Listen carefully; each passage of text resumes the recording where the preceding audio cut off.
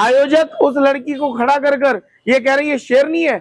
मतलब भगवा का अपमान करने वाले कोई आपके इस आंदोलन का हिस्सा बन रहे हैं तो आप उसे शेरनी बना रहे हैं। पहुंचकर कहती है नेपाल बना देंगे। तुम बनाकर तो देखो, यहाँ भगवाधारी खड़े हैं। तुम आई लव मोहम्मद कहकर प्रतिष्ठानों को, हिंदुओं की दुकानों को लूटने का प्रयास करोगे, 10 पुलिस वालों को घायल करोगे। तो आज बहुत सनातन के वीर जो वहां बेरोजगार आंदोलन का हिस्सा बने हैं, उनको ये विचार करना चाहिए कि उस मन से अगर वो लड़की भगवा को अपमानित करने का प्रयास करी है तो 6 लोग, 10 लोग, 20 लोग खड़े होकर उसको रोके। तो सनातन को चुनौती देने वाले मुझे लगता है अब आगे चलने वाले नहीं है। ये राजनीति उनकी थोड़े समय की है। अभी जब केंद्र सरकार में कोई भगवा बैठ गया तो उनका क्या अंजाम होगा वो समझ। जो मुद्दा चल रहा है इस समय, मुद्दा यही चल रहा है कि जिस तरह से अभी जो छात्र बैठे हैं परेड ग्राउंड में धरने पर, और पूरे प्रदेश में इस समय जो पेपर लीक हुआ है उसके लिए अपनी आवाज़ उठा रहे हैं, लेकिन आवाज़ उठाने के बीच में कुछ आवाज़ें और आ रही हैं जो सनातन को गाली दे रहे हैं, कह रहे हैं कि हिंदू धर्म सबसे बड़ा नहीं है, जो भगवाधारी आ रहे हैं उनको मारो और भगवे में लपेट के ही भेजो, इस तरह के। और कुछ कल भी देखा हमने कि नेपाल बना देंगे, लेह बना देंगे, बांग्लादेश बना देंगे, इस तरह के आ रहे हैं। उसके बारे में क्या कहेंगे आप?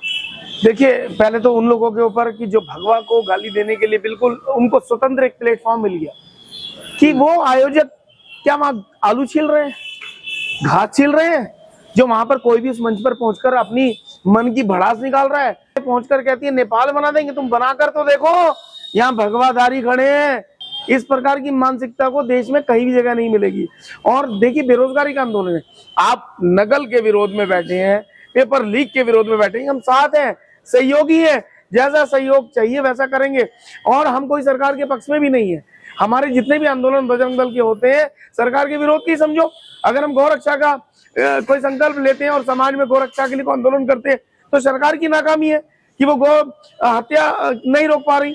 अगर नशे के ऊपर करते हैं तो नशा खुलेआम बिक रहा है तो सरकार की नाकामी है। लेकिन मेरा ये कहना है, वो आंदोलन जब बेरोजगारी के मुद्दे पर है, नकल विरोधी कानून के लिए है, या और अन्य पेपर लीक के मामले में है, तो उसको डाइवर्ट करने का प्रयास क्यों किया जा रहा है? क्या अपने आप को हाईलाइट करने का प्रयास कर रहे हैं? अगर उनकी मानसिकता में सिर्फ अपने आप को हाईलाइट करना है तो ये भूल जाए कि भविष्य में उन्हें कोई राजनीतिक प्लेटफॉर्म मिलेगा। देखिए, जहां जो युवा वहां बैठा है उसमें से कम 15% युवाओं को मेरे पास फोन भी आए और मुझसे मिले भी व्यक्तिगत आकर, और उन्होंने कहा भैया हमने वो आंदोलन तुरंत उसी समय छोड़ दिया जब उस लड़की ने मंच से भगवा के लिए आपत्तिजनक शब्दों का उपयोग किया। और आयोजक उस लड़की को खड़ा कर कर ये कह रही है शेरनी है।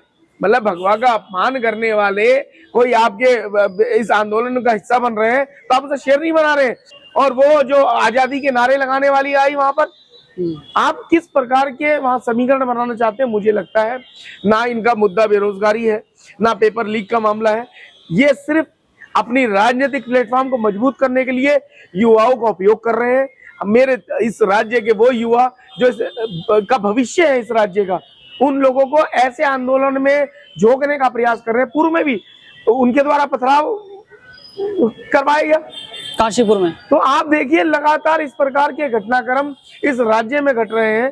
तो मुझे लगता है कहीं ना कहीं उन युवाओं को सोचना चाहिए जो किसी के भी कहने पर कहीं पर भी मंच पर बैठ जाते हैं। उनकी बहुत बड़ी शक्ति है, वो स्वयं में नेतृत्व करने वाले हैं, निर्णायक हैं, और वो ऐसे लोगों के बीच ना बैठे कम से कम जो देवभूमि को अपमानित करते हैं। अच्छा, हमने पहले भी देखा है, जैसे आंदोलन पहले भी हुए हैं, चाहे छात्र आंदोलन हो या फिर उत्तराखंड बनाने के आंदोलन, लेकिन इस बार आंदोलन में आजादी आजादी के नारे भी लग रहे हैं, सनातन को गालियां भी पड़ रही है। और उससे पहले देख सकते हैं काशीपुर में भी आई लव मोहम्मद के जो कांड किया है, जिसमें पुलिस वालों ने अब पकड़ लिया है सबको। इस तरह का जो देशद्रोह कह सकते हैं या फिर सनातन को नीचा दिखाकर अपनी राजनीति चमकाना, क्या एकमात्र विकल्प रह गया इनके पास? कहाँ गए आई लव मोहम्मद कहने वाले? जब कावड़ मेले के दौरान शहर में चारों तरफ ढाबे, दुकानें खोलकर हमारे बीच में बैठकर हमसे पैसा कमा रहे हैं, क्यों नहीं लिखते आई लव मोहम्मद? लिखिए ना, तब उन्हें पता लगे कि जाग चुका है हिंदू, तब वो तुम्हें जवाब देगा। तुम प्यार करो ना तो हम भी तुम्हें जवाब देंगे ना। और जवाब दिया, बहुत अच्छा फिर जवाब दिया योगी की पुलिस ने, बहुत अच्छा सम्मान किया। तुम आई लव मोहम्मद कहकर प्रतिष्ठानों को, हिंदुओं की दुकानों को लूटने का प्रयास करोगे, 10 पुलिस वालों को घायल करोगे, बहन बेटियों की इज्जत को नीलाम करने का प्रयास करोगे। किसके नाम पर? आई लव मोहम्मद के नाम पर एकत्र हुए। क्या आपका ज्ञान इतना ही है? तो आज बहुत सनातन के वीर जो वहां बेरोजगार आंदोलन का हिस्सा बने हैं, उनको ये विचार करना चाहिए कि उस मन से अगर वो लड़की भगवा को अपमानित करने का प्रयास करिए तो 6 लोग, 10 लोग, 20 लोग खड़े होकर उसको रोके कि तुम किस प्रकार की भाषा को उपयोग कर रही हो। देवभूमि देवताओं की भूमि है, यहाँ तो पग पग पर देवता नाचते हैं, तुम देवताओं को अपमानित करने के लिए ऐसे शब्दों का उच्चारण कर रही हो। तो कहीं ना कहीं ये वामपंथी एक सुनियोजित घटनाक्रम को क्रियान्वित किया जा रहा है और मुझे लगता है कि अब युवाओं को जाग जाना चाहिए और ऐसे लोगों का साथ छोड़ना चाहिए जो उनको पथभ्रष्ट करने का साहस कर रहे हैं। छात्र आंदोलन से ये शुरू हुआ था, जब पेपर लीक हुआ था उसके बाद, लेकिन अब ऐसा लग रहा है कि छात्र कम और राजनीति ज्यादा हो रही है। देखिए, हर दिन प्लेटफॉर्म पे कोई ना कोई क्षेत्रवाद की आग को भड़काना चाह रहा है। कोई कहता है मैदानी और हम गढ़वाली, अरे उत्तराखंड में पैदा होने वाला, उत्तराखंड के लिए सोचने वाला, उत्तराखंड में जीएसटी के नाम पर टैक्स देने वाला प्रत्येक व्यक्ति यहाँ का हुआ। आप उन्हें कैसे अलग कर सकते हैं? अगर ये मानसिकता आपकी है तो महाराष्ट्र में उत्तराखंड के हमारे कितने नौजवान रोजगार कर रहे हैं। अगर आपकी इस घटनाक्रम को महाराष्ट्र के लोगों ने देखा और उन्होंने हमारे युवाओं के साथ इसी प्रकार का घटनाक्रम किया जो यहाँ पर एक संगठन के कथाकथित पदाधिकारी कर रहे हैं, यहाँ से उन लोगों को चिन्हित कर रहे हैं, लेकिन उन्हें देवभूमि में अपमानित होता हिंदुत्व नहीं दिखता, उन्हें यहाँ पर डेमोग्राफिक बदलाव नहीं दिखते, उन्हें चारों तरफ नदी नाले खालों पर बसते वो रोहिंग्या बांग्लादेशी नहीं दिखते जो उनकी बहन बेटियों पर कुदस्ती रखे हुए हैं। एक नैरेटिव सेट करके वो स्पेशली उस विषय को उठाते हैं कि जिस विषय में सिर्फ उन्हीं की राजनीति चमके।